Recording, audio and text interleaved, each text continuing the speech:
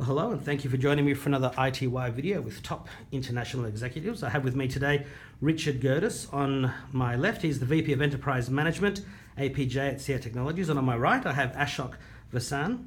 He is the VP Application Delivery, again, APJ from CA Technologies.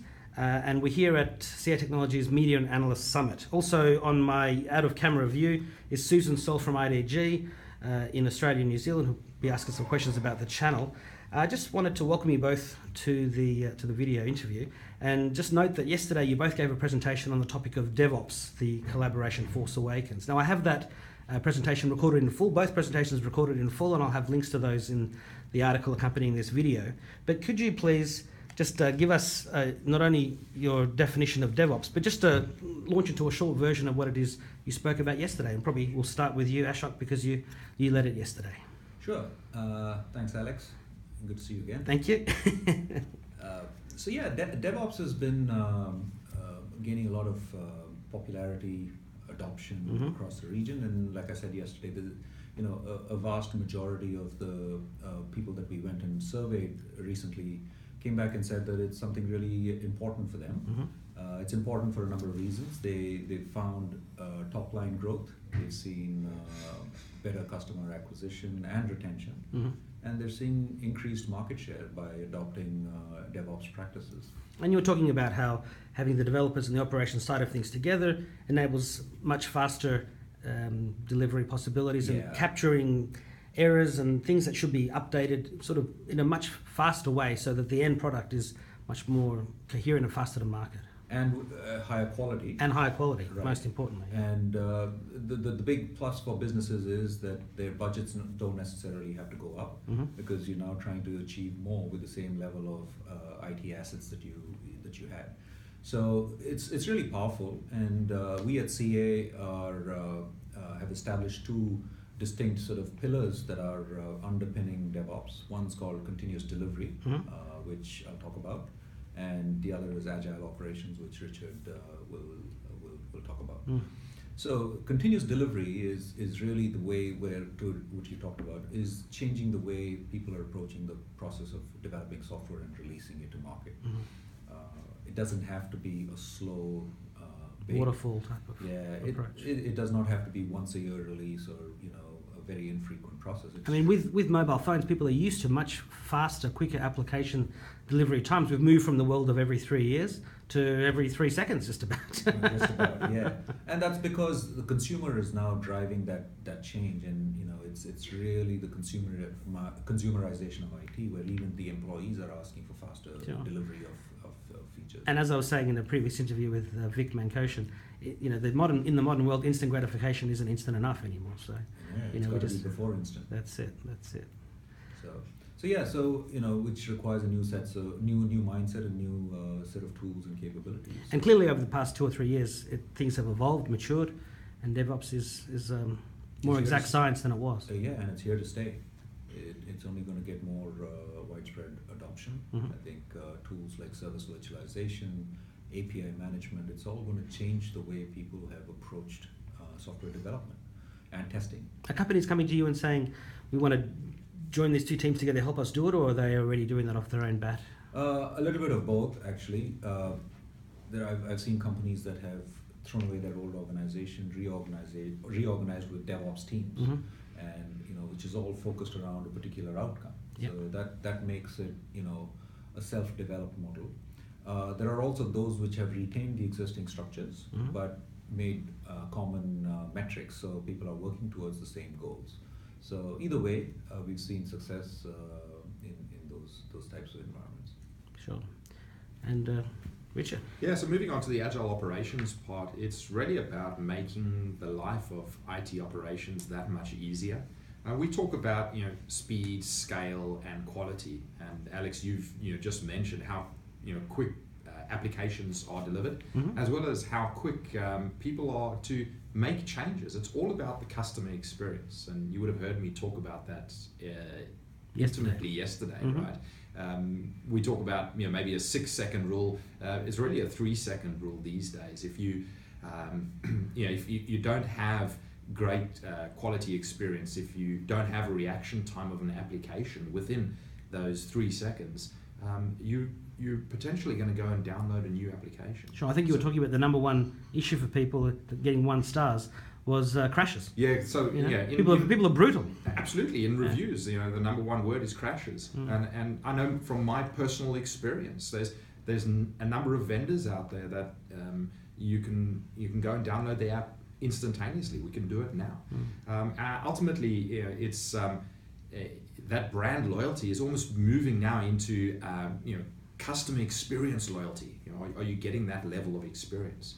And utilizing agile operations and CA technology solutions, we've enabled our customers to earlier on in that cycle be able to identify issues with applications or infrastructure, so that we can solve those problems at the development stage, so those problems don't get into production. Sure, and some of those things must also help to overcome the fact that, especially on the Android side of the fence, there are so many vast different configurations for smartphones. You might have a slower phone, slower RAM, slower screen, and yet people still expect that same super speed. And some of that can be mitigated by the fact that you have agile infrastructure that can somehow more readily tweak itself to be quicker on slower devices and take advantage of the full power of the more advanced flagship devices, for example, when we're talking about apps. Yeah, correct. And this proliferation of apps and how many apps are out there. I think the study showed 165 billion app downloads. So to be able to keep up with that demand and continue to ensure that quality is really important. We've recently announced the release of CA application analytics and mobile application analytics, and that enables your customers to monitor mobile applications, crash analytics, performance and usage analytics, so you can actually understand where they're coming in from, what mobile device, what telecommunications provider. But we can also monitor the user as they go through their user experience, identify where they're having problems, an issue, and we can resolve them as quickly as the user's having that issue. So really it's about making sure that you resolve those issues early on in the cycle, and those issues don't end up in production and actually cause a negative customer experience and impact your brand. So what generation of your technology are we now up to? And I mean, how has it evolved over the past couple of years to tweak out some of the bugs and to make things a lot more efficient to both of you? Yeah, so I'm happy to start on this one. From an application performance management perspective, we recently announced version 10 of our product. So double digits. We were clearly in double digits. And as people will know, we were instrumental in defining the APM market with the acquisition of Wiley. CA acquired Wiley Technologies in 2006. Which was before the iPhone even was launched. Absolutely, yeah. and this version has an incredible payload where we have worked hard at spending time with our customers, understanding how it is that they use application performance monitoring tools, and really we're changing the game. We're taking it from what was a very descriptive approach to application monitoring into a much more prescriptive approach. And we're seeing great benefits for our customers. And we're around there. We've done multiple different pieces of this continuous delivery footprint, which I would say we're in the 8th, 9th, 10th generation. So very mature in comparison to where it would have been at the beginning. It is, but we're continuing to evolve. We bring in new. We've acquired a couple of new capabilities. Test data management is our most recent addition to the stable of products. Yeah. It's a very powerful way, to talk, add on to the point that Richard was earlier making about mobile analytics. Once we pinpoint where the problem was, we're able to then bake that into our testing process up front, so you never ever encounter those kinds of issues again. And we can even ratchet up, the kinds of loads that you expect going forward. So those are the kind of proactive steps we can take in the testing process, so that apps that are released are robust and meet the user expectations. Was it in your session that they had the video about the banky gap? Yes. That was just give us the short. I mean, it's again. I've recorded the whole thing. We can see that, but that video was about some competitor bank that had an app, and then the guy that's reading about it is from a different bank, and he goes to his people and says, hey, when can we do the same sort of thing? And unbeknownst to him, they've been working on it using, no doubt, your tools, and they're practically ready to go that moment with an app that's more advanced, more tested, with virtualized data, so there's no chance of data leaks. And with an automatic deployment with one touch on a mobile device, which really then deploys the code across 3 different continents, which is, it might seem like a fairly simplistic process, but what it gave was the power to enter a market, with just a click of a button. Now, obviously, there's a lot more, business processes involved to it, but the speed with which these things can be executed now are just phenomenal. Yeah. And I think that video is available on YouTube. You can go check it out. You can subscribe to the CA channel there where you'll see it. But yeah, and it's not just in the banking business. These issues are being faced pretty much in every vertical, whether you're a clothing company or whether you're a retail outfit or a telco. So it's moving very rapidly, and I think the kind of the capabilities that we are now able to take to market is quite exciting. It almost sort of seems magical, and as you were explaining that, I was thinking of Arthur C. Clarke's famous quote that any sufficiently advanced technology is indistinguishable from magic. Now, Susan, did you want to ask any questions? Yeah, I'd like to ask a broad-based question about how you see DevOps working with the channel. I mean, specifically in ANZ, but obviously if it's a broader application, I'm happy to hear about that. Yeah, I'll lead this off, and just extending on what Alex, you've been asking, and it's been very application centric, but we weave infrastructure into this as well. So it's not just about the application monitoring; it's the infrastructure aspects as well, whether it's servers, database, network, storage, cloud, big data, and one of the solutions that CA Technologies has is our CA Unified Infrastructure Management Solution, which ties really well into the DevOps play.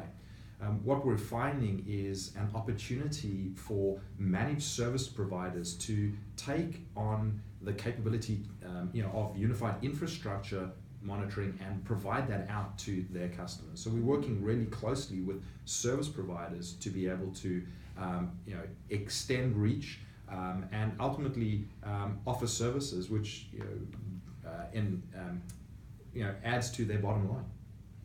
Do you see something like, when I was watching that the video yesterday and seeing that the very removed CEO did not know what his staff was doing, but would that be an opportunity for the channel? Could they have been the one coming up with that solution that was actually happening in-house in the IT team? I don't see why not. I think if the rest of the session you heard about the importance of APIs emerging as a force for enterprises to reach to a broader audience. If CIOs are architecting for success and they've established these kinds of API architecture within their enterprise, channels could very well play a part in extending the reach of the particular organization's capabilities to a broader user community. Now, the shape of those channel players could change. It could be a it could be a small development shop. It could be an MSP. It could be a large enterprise. But I think it's going to be a pretty exciting way in which the nature of the channel is going to be, and even the capabilities of the channel are going to be made more effective with that kind of a model. Sure. Even traditional channels have actually had industry focuses, whether it be banking, whether it be local government, education, health, etc. As I was watching that yesterday, I was thinking, well, obviously an MSP or a service provider, or particularly an ISV, who actually had a specialisation towards banking, you would think that they could have become the trusted advisor in that situation. They certainly could have, and I think the specialization gives them the capability to be the trusted advisor, and I think a lot of senior executives are expecting that kind of relationship. In fact, we ourselves in some cases are being looked upon to provide that sort of advisory, play an advisory sort of role. But I mean, who's to say that a service provider should not and cannot do that? They can, they most certainly can. And I think if the service provider has the skill sets with our kinds of latest tools and technologies, I think it'll be a much more richer conversation that they would offer, and then the advice would be more meaningful. Yeah, yeah. I guess the channel's all about extending your reach. Yes. So. Absolutely, extending our reach and scale as well. Yeah. Right? You know, the channel and service providers will work with small organisations as well as some of the large players, and they extend across markets as well. You know, as you mentioned, financial services, telcos, government agencies. So we're very fortunate that we have really strong partnerships in ANZ, and that crosses both from a reseller implementation partner perspective through to service providers and ISVs. Great. That's great. Thank you. Sure. Well, I just wanted to finish by saying, did you have any final messages you'd like to share with ITY's business IT audience? Well, I think we're in a very exciting space. I think the next few years are going to be very exciting, both as a service provider or a technology provider, as well as a consumer of services through a technology platform. It could be mobile, it could be browser based. So we've been surprised of how rapidly new services have been brought to us, and I think it's going to continue to evolve. And I think tools like service virtualization and these are going to become standard operating procedures, and DevOps is going to be one of the main ways in which these people are going to be driving their businesses forward. So, and Richard. And look, CA Technologies is clearly well positioned to be able to help our customers embark on a DevOps journey. And really, as I said in my presentation, and I've spoken about today, it's truly about the customer experience. It's about brand loyalty and ensuring that you maintain the customers that you have, and finding new customers and growing your business. Sure. Okay. Gentlemen, thank you very much. And Susan, thank you as well. Thanks, Alex. Thank you, Susan. Thank you. Cheers.